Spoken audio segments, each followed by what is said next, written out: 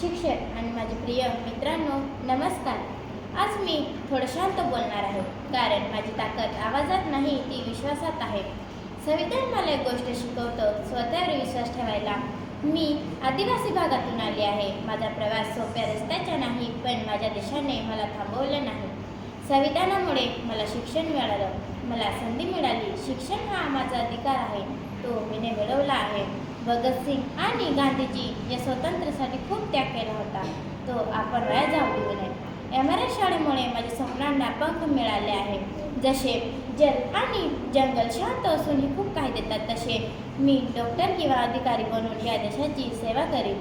मी जास्त बोलत नाही, मी शांत आहे, पण मी मागे हटणार नाही. देशसेवा म्हणजे फक्त घोषणा नाही, ती रोजची मेहनत असते. आज प्रजासत्ताक दिन, मी एक वचन घेते, मी शिकेन आणि मी माझ्या क्षमतेवर शंका घेणार नाही. मी माझ्या शांत धैर्यातून मी माझा भारत लढवेन. जय हिंद.